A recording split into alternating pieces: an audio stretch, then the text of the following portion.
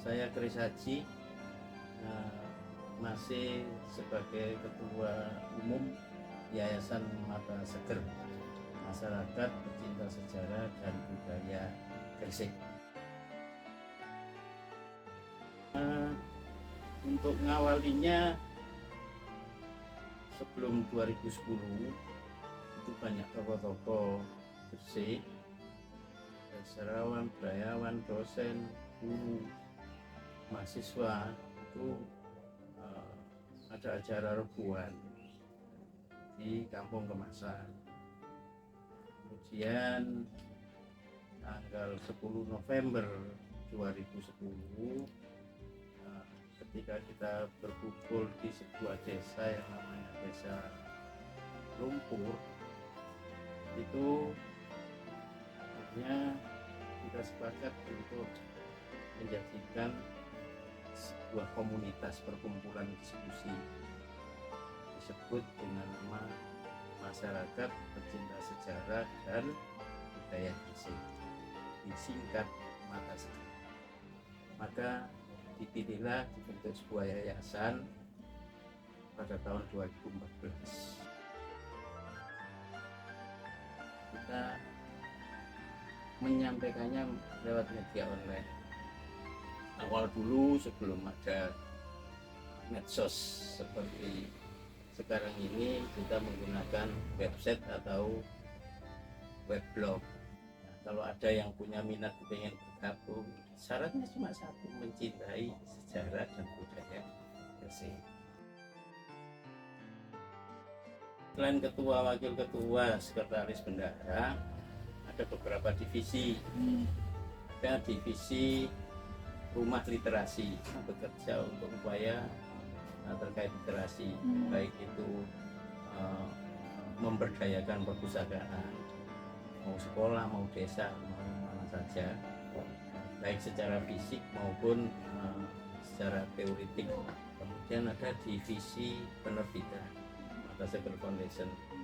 Kita sudah menerbitkan 35 buku sepanjang keberadaannya sama Mata Seger. Kemudian ada divisi rumah data, semacam perpustakaan ya, yang isinya itu adalah menyediakan literatur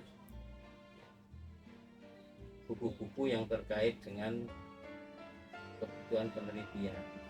Berikutnya ada divisi ekograf, si ekonomi kreatif, itu dalam rangka untuk pengembangan karya-karya kerajinan craft yang berkait dengan tradisi yang ada di wilayah Gresik. Contohnya misalnya Danau atau rupa-rupa Nusantara yang tumbuh di sekitar situs dan peninggalan Gresik terus dikembangkan menjadi bahan desain untuk teman-teman yang bekerja di kegiatan desain maupun mahasiswanya. Satu lagi divisi sejarah dan budaya, itu terkait kajian, penelitian, ya, pertemuan-temuan yang dilakukan teman-teman dalam rangka ketika mereka belusukan dan sebagainya. Nah, termasuk diantaranya yang dulu kita rintis dan sekarang itu jadi jadi bisa dirasakan oleh masyarakat, yaitu destinasi Dagar Gresik. Tadi sudah saya sebut ada rebuan ya. Biasanya setiap rebu itu ada diskusi, tujuannya itu diskusi, terus kemudian kita bikin bedah buku, kita bikin trip ya. Trip itu boleh hampir setiap sebulan sekali itu ada 1-2 trip itu. Itu upaya kami untuk mengkampanyekan Gresik kepada mereka. Selain kita melakukan kegiatan sendiri, kita juga sering kerjasama dengan berbagai lembaga. Sekarang ini sedang kerjasama dengan BPK, Badan Pelestarian Kebudayaan Wilayah 11 Jawa Timur, Trawulan. Sudah berjalan kemarin bikin diskusi streaming ya, melalui Zoom yang diikuti oleh siapa saja yang menjadi pendaftar. Saya kira kemarin bagus, jumlah pesertanya beberapa puluh. kita selalu melakukan pendekatan-pendekatan kultural kepada generasi milenial, baik melalui sekolah. Paling mudah itu memang melalui sekolah.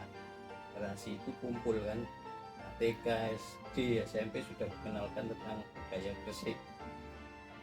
Di antaranya dalam terbitan buku-buku itu cerita sesuai kebutuhan mereka. Buku-buku itu sekarang diburu oleh sekolah-sekolah, diburu karena mereka diminta oleh menterinya begitu, tapi tidak punya bahan. Nah, sekarang ini mereka banyak memanfaatkan buku-buku terbitan Mata Seger untuk pendidikan karakter di sekolah-sekolah itu. Tujuan kita ini diantaranya adalah mengenalkan pada masyarakat jati diri mereka sendiri. Jadi satu contoh misalnya, kita ini sudah mulai tidak pernah mendengar atau jarang mendengar orang Gresik dengan gosong Gresikan. Misalnya bahasa-bahasa yang tidak umum di masyarakat luar, misalnya untuk menyebut aku, orang Gresik kan esun, ya esun. Lalu menyebut milikku itu sang cek, ya, sang oma, sang motor, sang mobil, ya. Nah, itu jati diri mereka tidak tahu, malah justru malu dia menggunakan bahasa itu. Padahal jangan lupa, kata sang, kata ingsun, dari kata ingsun itu zaman dulu yang boleh menggunakan kata-kata itu hanya raja dan turunannya. Jadi kalau bukan turunan aja ndak boleh, ya harus nyebut aku. Ulo dari kata kawulo. Kawulo itu artinya hamba. Saya itu dari sahaya, juga hamba. Ya, jadi derajatnya lebih rendah daripada ingsun. Nah, mereka kita beri edukasi seperti itu. Salah satunya kita terbitkan, kita bikin kamus basa Gresik. Jadi kita melihat tantangan itu biasa. Justru kalau tidak ada tantangan itu yang kita jadi lemah, ya kan? Jadi setiap langkah itu pasti ada tantangan. Dan saya sendiri tahun 2018 itu sempat merasakan pengapnya jeruji negara karena melestarikan. Saat itu saya tidak setuju dengan pemerintah untuk mengubah alun-alun menjadi seperti sekarang ini. Itu saya sempat 36 jam ditahan polisi. Ya, alhamdulillah kita sebenarnya tidak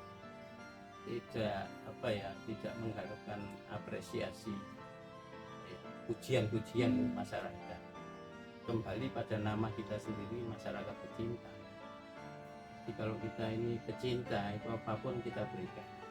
Mau yang diberi, setelah diberi itu mereka tidak memberikan kepada kita, itu ya biasa. Makanya kita tidak bosan-bosan melakukan edukasi dalam berbagai bentuk, buku, penerbitan buku, di dalam diskusi, baik itu offline maupun online, dalam kegiatan event, misalnya Pasar Bandeng, kita upaya kembalikan ke style dulu. Makanya saya sering jadi narasumber seperti itu. Pasar Bandung dulu seperti apa? Kenapa Bandung dulu Gresik dicari orang seluruh Indonesia? Kenapa sampai Maluku sana kalau ambil Bandeng dari Gresik? Nah, supaya kembali seperti itu, maka harus paham dan bergaul masa lalu. Bukan kita kembali ke masa lalu, tapi pola masa lalu yang bisa menjadikan kita maju saat itu bisa diadopsi di sini dengan menggunakan metode dan cara yang disesuaikan dengan kondisi saat ini.